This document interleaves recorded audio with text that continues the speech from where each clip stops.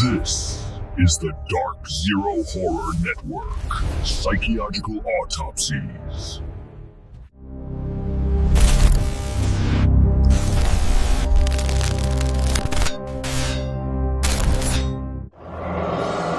You wish to know what I am? Do you? I am this. The cry of the abandoned child.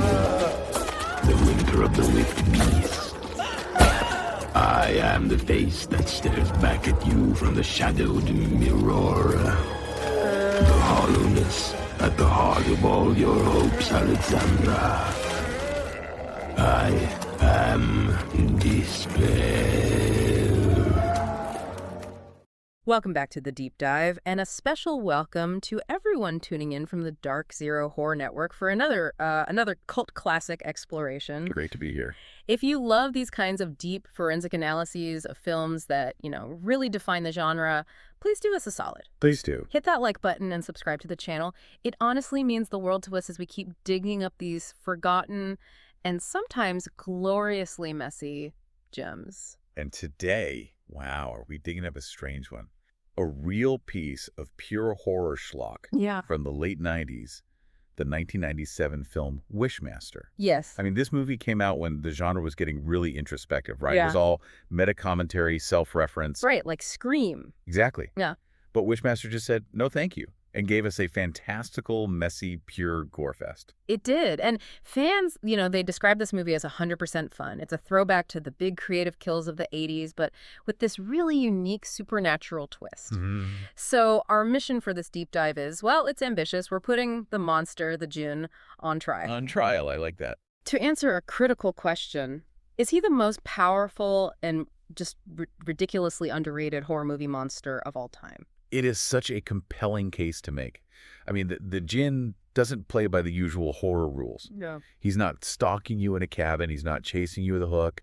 He uses linguistic weaponry. He just stands back, listens to your casual spoken desire, and then rewrites reality based on those words. Turning every single wish into a horrifying poetic trap. Yeah, exactly. So let's unpack this. Let's start at the very beginning. The mythological foundation. This isn't just some guy in a mask. This monster is ancient. Where did he come from? The lore they created for this is actually pretty extensive, surprisingly complex. The Djinn are established as a race that's older than the very concept of time, born of pure fire and fury, created by God after the angels, but before humanity. Okay. And they were just considered too chaotic, too malicious, so they were condemned to dwell in the void. The void. The dimension between worlds, that they're just pure cosmic malice looking for a crack to get through. And their story on our world, on Earth, it starts with a containment failure. Right. They can't just walk in here. Precisely. They have to be bound. And our source material, it flashes us back to 1127 AD Persia. Okay. The Djinn had already caused one, apocalyptic scenario through carelessly granted wishes. And a powerful sorcerer named Zoroaster was able to trap him. And the prison. A fire-red opal.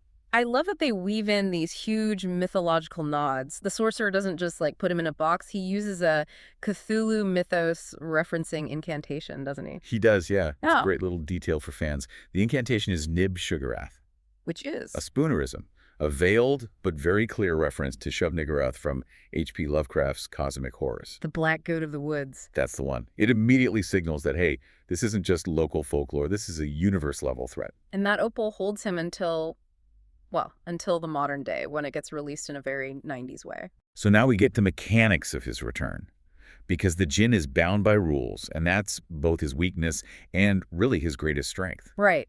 So what are the rules he has to follow to achieve, total planetary destruction? Well, there are two core sets of rules. Yeah. First, you have the Waker Protocol. Well, Waker. To step through the veil, the Djinn needs a host, a human, to awaken him.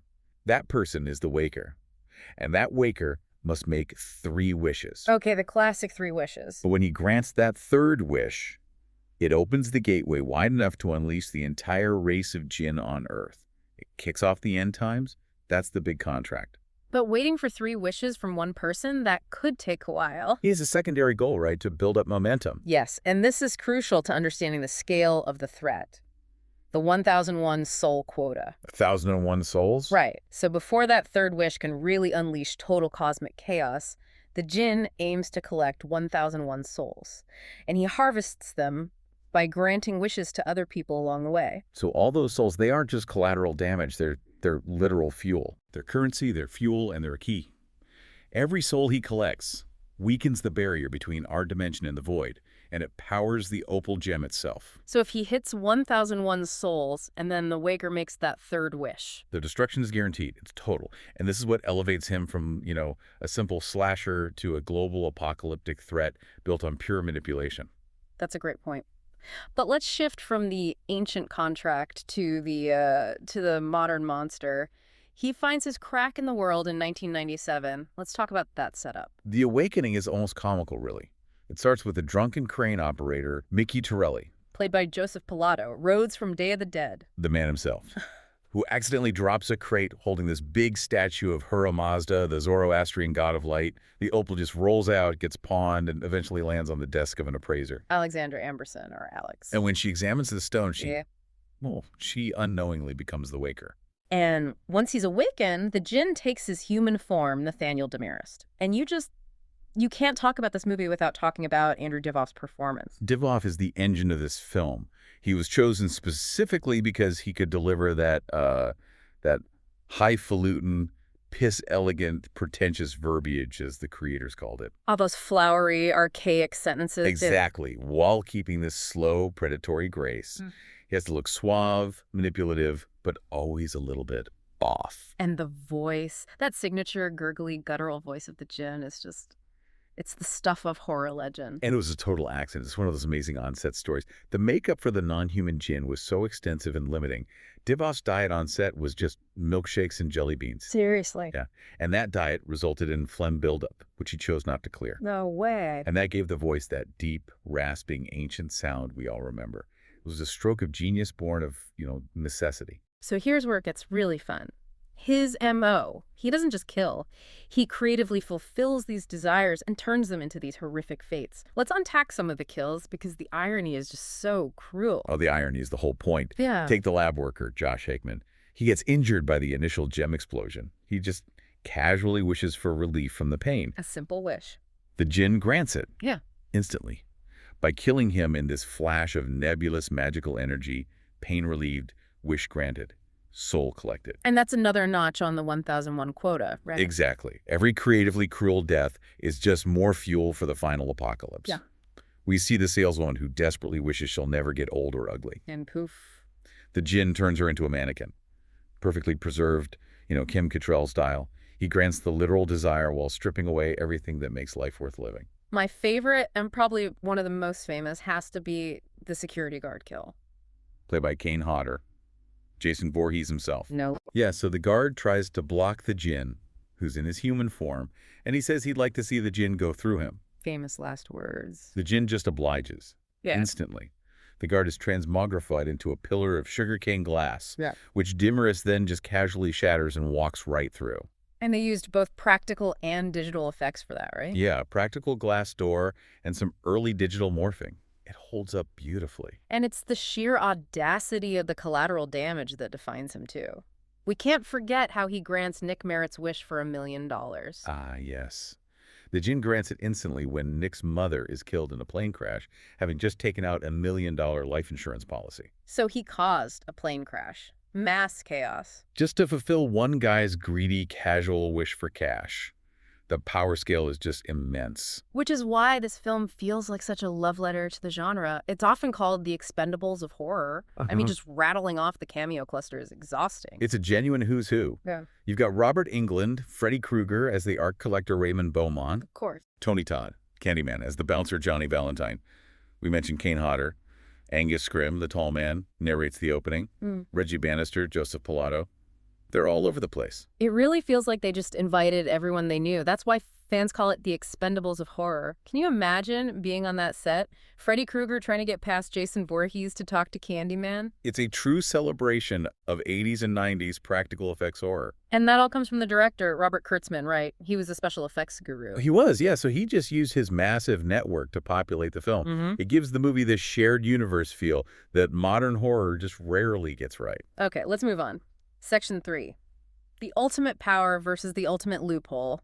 When the Djinn sheds his human suit, this Nathaniel Damaris persona, what does his true form look like? When he reveals his true self, it's instant. He doesn't transform slowly, he unfolds. Unfolds. I like that. He goes from this perfectly tailored suit to this terrifying entity. He's less human, more. Ancient crustacean carved out of scorched, molten rock. His skin is dark, greenish-red, covered in spiny ridges, twisted horns, glowing red eyes. He's designed to endure millennia. So he's immortal, but how far does his reality warping actually go? He seems almost omnipotent once he's out. He is functionally omnipotent within the framework of a wish. You can't kill him with conventional means. Bullets, fire, blades just don't work. His body instantly heals, regenerates. He literally rewrites cause and effect. He can melt walls, turn flesh to stone, teleport people.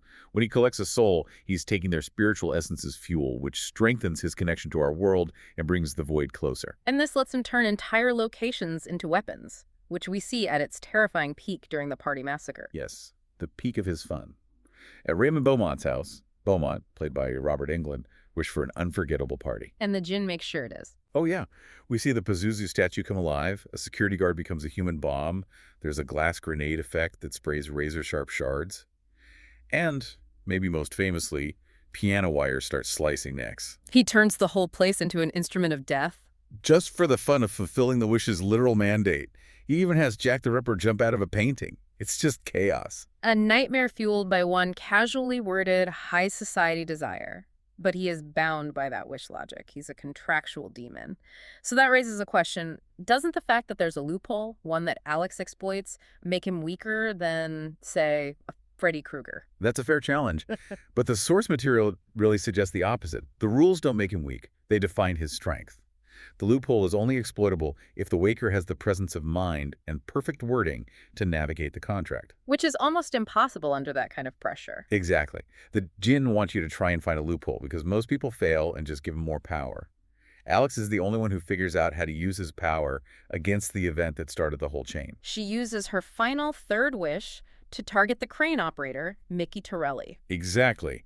Instead of wishing for $1 billion or for the Djinn to die, which he'd just twist, she wishes the crane operator hadn't been drinking on the job 2 days prior. It's the ultimate, perfect, legalistic move. It undoes the statue breaking, which means the opal is never released, which means the Djinn is never resurrected. A total temporal rewind. The Djinn is forced to grant the wish and get sucked out of existence back into the gem, sealed inside the statue again. A pissy-pants prisoner, as the film puts it. Defeated but not destroyed, and that's the real horror. The contract is eternal. So now we come to the final verdict, our horror power ranking. How does the Djinn's scale and intent stack up against the genre's true giants? I think the Djinn takes the definitive edge because his power is reality-altering based on spoken words. Think about the competition. Pennywise manipulates fear, Freddy Krueger manipulates dreams. They need a psychological hook. Right, you have to be afraid of them or asleep. The Djinn just needs a verbal consent. He doesn't need you to believe in him to operate. He just needs you to make a wish. That reliance on language is a colossal global strength. And when you put him up against the physical heavy hitters like Jason Voorhees or Pinhead. Well, Jason is a localized high-tier slasher. He breaks bones. Pinhead, while powerful, is ritualistic and focused on suffering within his own realm. The Djinn is a cosmic-level entity built for eternal function, aiming for global extinction. He's not just killing people one-on-one. No, he kills in waves. We see it in the police station massacre in the first film, the casino chaos in Wishmaster 2. His goal is exponential growth to end the world, not just localized revenge or torment. So the conclusion from our sources is that the Djinn is perhaps the most dangerous horror villain based on scale, manipulation, and raw power, precisely because he never lies. I absolutely agree. He never lies. He only fulfills the literal request, knowing human folly will do the rest of the work for him. He's immortal and can only be defeated by perfect legalistic maneuvering, which almost no human could achieve under that kind of pressure. The weird wish logic is the only thing holding him back, but it's also his greatest destructive tool. It's worth briefly noting the trajectory of the franchise as a whole. The first two films, both starring Divoff, are pretty highly regarded because of his performance in those inventive kills. But when Divoff didn't come back for Wishmaster 3 and 4, the quality just dropped off a cliff. Without that cruel, arrogant persona, the Djinn became watered down. Fans described him as almost sentimental or even a melting slug in the last one. Which totally undermines the cold, ancient evil we've been talking about. Completely. The horror we've dissected today is really concentrated in those first two films. It's like the core terror still holds up. It does. The Djinn's prison always finds a crack. The opal always resurfaces. The real terror is how easy it is for humanity to enable its own destruction. Alex was only saved because she achieved perfect strategic wording under incredible duress, something almost impossible.